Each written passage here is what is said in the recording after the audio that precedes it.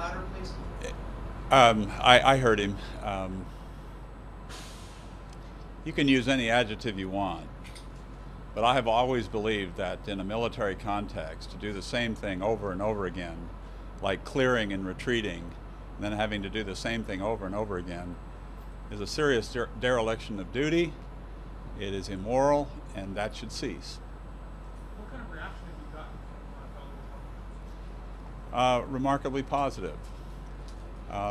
Many feel just as I spoke. We want to be good soldiers, we want to support our president, but we want a way to victory or a way home.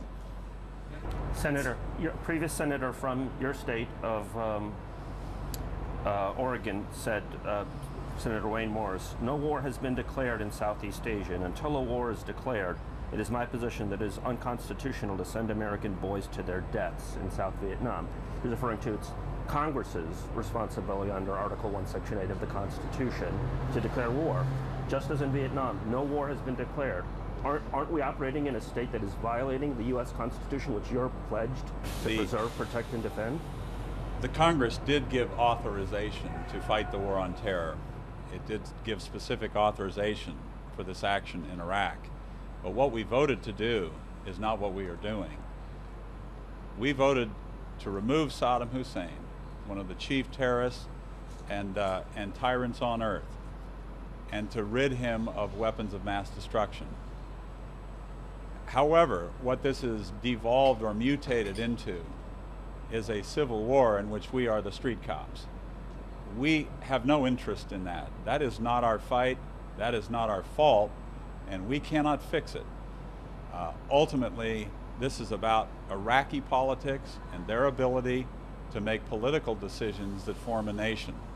And as they do that, as they fight that out if necessary, I simply don't want our sons and daughters being target practice. But what's Congress's responsibility, given by your line of argument that the president is doing something which you have not authorized him to do? It's your responsibility to declare war. What's your responsibility? It is our responsibility is to clarify what we're doing with the power of the purse, with the manifest expressions of the Congress as the direction we want to see, and ultimately to be equal partners in the way forward, if not the way out.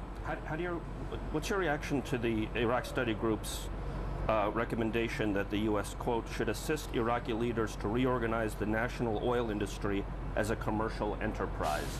Some people are interpreting that as a call to privatize Iraqi oil.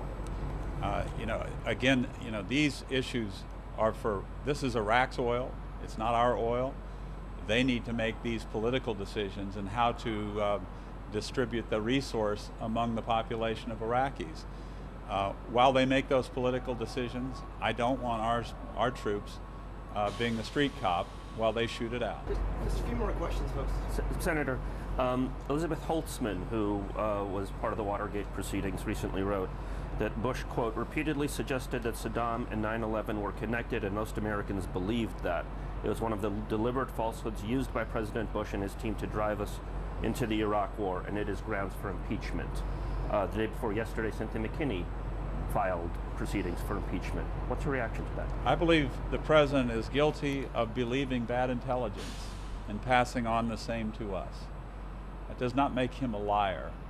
That does not make him, I believe, subject to impeachment. But that's all looking back. We need to look forward. We have one commander-in-chief at a time, and we need to make the best we can.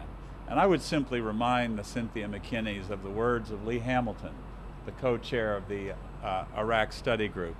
Democrats need to stop bashing President Bush. We have an American interest to come together and an opportunity to come together now to find a way forward. It's time to lead. It's time to stop the finger pointing. It's time to save American lives and preserve America's interests. Thank you very much. Thanks you all.